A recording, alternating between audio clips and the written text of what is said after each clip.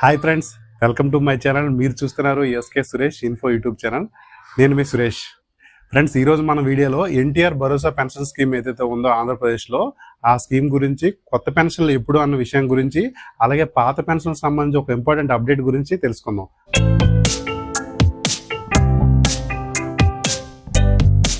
Friends, మనకు అందరికీ తెలిసిందే, ఆంధ్రప్రదేశ్ ప్రభుత్వం వృద్ధులకు, వితంతువులకి ఇచ్చే పెన్షన్ 3,000 నుంచి 4,000 చేయడం జరిగింది కదా. అలాగే వికలాంగులకు 3,000 నుంచి 6,000 రూపాయలు చేయడం జరిగింది కదా. ఈ పెన్షన్లు అన్ని కూడా సచివాలయం సిబ్బందితోటి ఇంటింటికి ఇవ్వడం జరుగుతుంది కదా.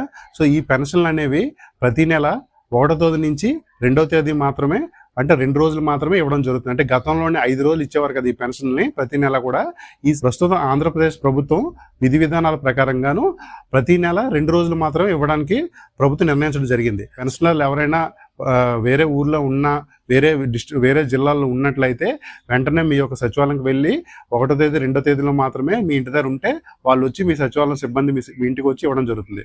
కాని పక్షంలో ఆ 2 రోజులు ఒకవేళ అవైలబుల్గా లేకపోయి ఉన్నట్లయితే పెన్షన్ 3వ తేదీని ఈ అమౌంట్ అనేది, ఈ మిగిలిపోయిన పెన్షన్ అన్ని కూడా సచివాలయం సిబ్బంది సచివాలయం యొక్క బ్యాంక్ ఖాతాలో అమౌంట్ అనేది జమ చేయడం జరుగుతుంది. సో కావున 1వ తేదీ 2వ తేదీ ఎవరైనా మిస్ అవ్వకుండా పెన్షన్ అన్ని కూడా ఇంటి దగ్గర ఉండి సచివాలయం సిబ్బంది చేత తీసుకోమని ఆంధ్రప్రదేశ్ ప్రభుత్వం చెప్పడం జరుగుతుంది.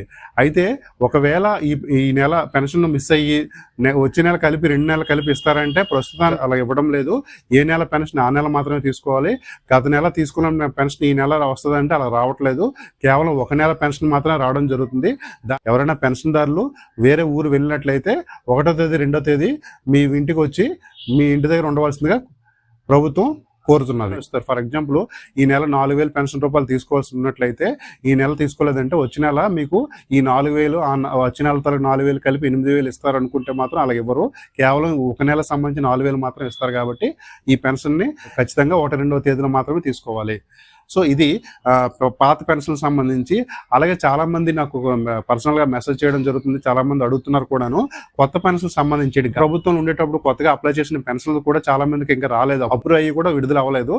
సో అలాంటి వారు, అలాగే కొత్తగా అప్లై చేసుకోవడానికి ఏమైనా పెన్షన్కి అవకాశం ఇచ్చారంటే దాని గురించి ఏంటంటే, కొత్తగా అప్లై చేసుకోవడానికి పెన్షన్ స్కీమ్ అనేది ఇంకా ఓపెన్ అవ్వలేదు. దానికి సంబంధించి ఎటువంటి దరఖాస్తులు కూడా సచివాలయంలో తీసుకోవట్లేదు. ఇంకా దానికి సంబంధించి గవర్నమెంట్ అఫీషియల్గా అనౌన్స్ చేసిన తర్వాత దరఖాస్తులను తీసుకోవడం జరుగుతుంది.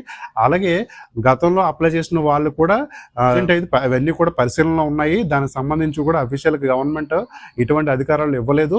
సో కొత్తగా పెన్షన్లు అనేవి రావడానికి కొంత సమయం పడుతుంది. సో ఎవరైనా కొత్తగా పెట్టుకోవాలని ఉన్నట్లయితే వాళ్ళందరూ వెయిట్ చేయాల్సి ఉంటుంది. అలాగే కూటమి ప్రభుత్వం 50 సంవత్సరాలు నిండితే పెన్షన్ స్కీమ్, ఎన్టీఆర్ భరోసా పెన్షన్ స్కీమ్ ఇస్తామని చెప్పింది. కాబట్టి దానికి సంబంధించి కూడా పూర్తి గైడ్లైన్స్ రావాల్సి ఉంది. సో పెన్షన్ సంబంధించి ఎటువంటి ఇన్ఫర్మేషన్, కొత్త పెన్షన్ సంబంధించి, అది కూడా పాత పెన్షన్లు ఇస్తున్న ఆల్రెడీ గతంలో ఎవరికైతే పాత పెన్షన్ ఉన్నా అవి కంటిన్యూ చేస్తూ వాళ్ళకి మాత్రమే అమౌంట్ ఇస్తున్నారు. కొత్తగా పెన్షన్ సంబంధించి ఎటువంటి అప్డేట్ లేదు. కాబట్టి కొత్తగా పెట్టుకోవాలనుకున్న వాళ్ళు, దరఖాస్తు చేసుకున్న వాళ్ళు అందరూ కూడా వెయిట్ చేయాల్సి ఉంటుంది. సో ఇది కొత్త పెన్షన్ సంబంధించి అప్డేట్. సో ఇది ఎన్టీఆర్ భరోసా పెన్షన్ సంబంధించి లేటెస్ట్ అప్డేట్. మీకు వీడియో నచ్చినట్లయితే లైక్ చేయండి. కొత్తగా నా వీడియోని చూస్తున్నట్లయితే ఎస్కే సురేష్ ఇన్ఫో యూట్యూబ్ ఛానల్ని సబ్స్క్రైబ్ చేయండి. సో మళ్ళీ మరొక వీడియోతో మళ్ళీ మీ ముందుకు వచ్చేస్తాను. Thanks for watching.